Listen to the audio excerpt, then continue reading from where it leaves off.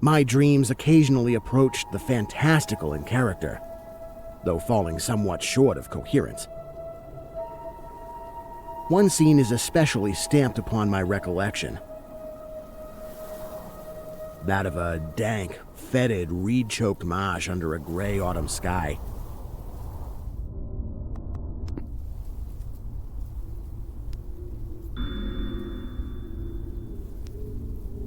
With a rugged cliff of lichen-crusted stone rising to the north.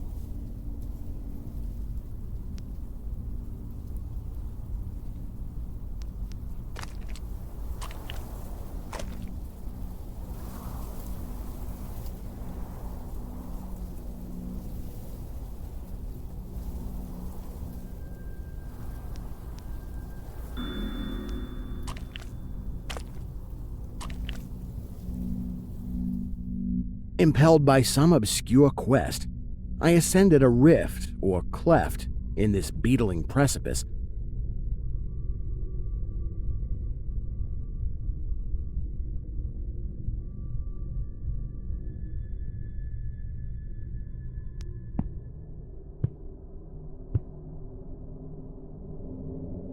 Noting as I did so the black mouths of many fearsome burrows extending from both walls into the depths of the stony plateau.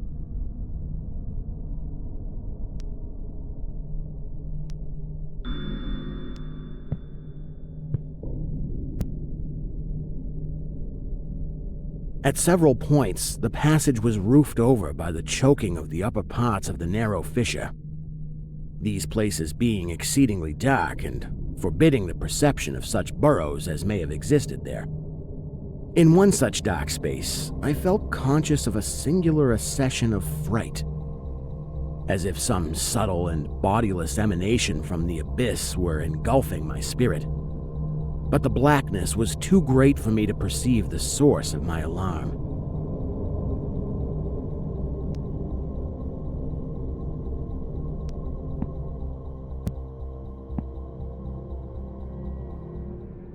At length, I emerged upon a tableland of moss-grown rock and scanty soil, lit up by a faint moonlight which had replaced the expiring orb of day. Casting my eyes about, I beheld no living object, but was sensible of a very peculiar stirring far below me amongst the whispering rushes of the pestilential swamp I had lately quitted.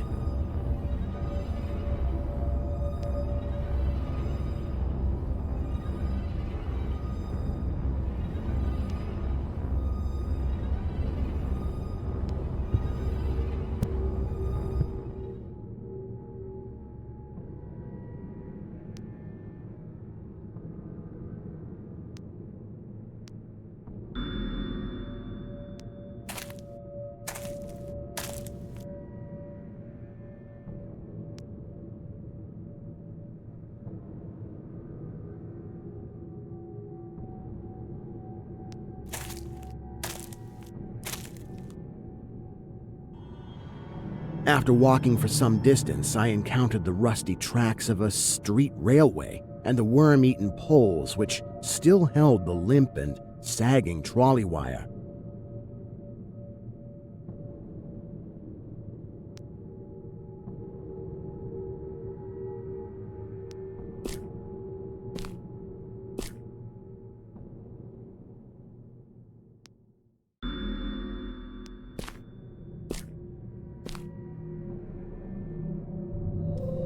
Following this line, I soon came upon a yellow vestibuled car numbered 1852 of a plain, double-trucked type common from 1900 to 1910.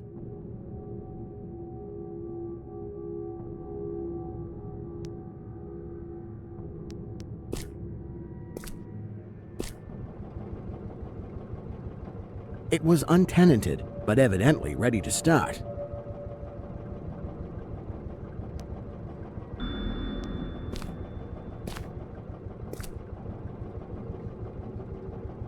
The trolley being on the wire and the air brake pump now and then throbbing beneath the floor.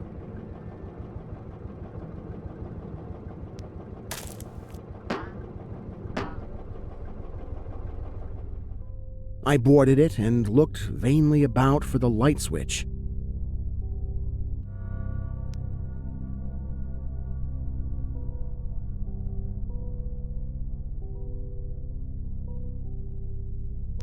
Noting as I did so the absence of controller handle, which implied the brief absence of the motorman. Then I sat down in one of the cross seats toward the middle, awaiting the arrival of the crew and starting of the vehicle.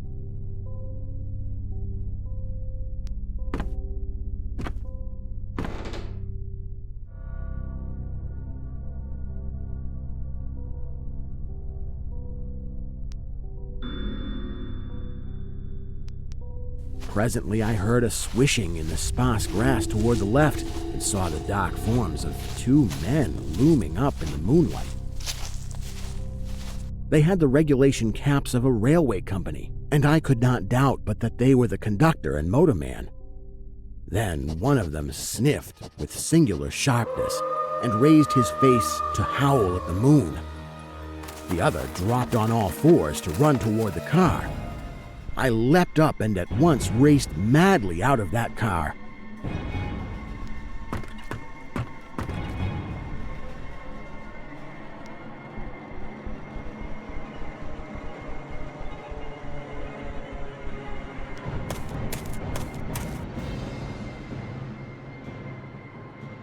And away across endless leagues of plateau till exhaustion waked me.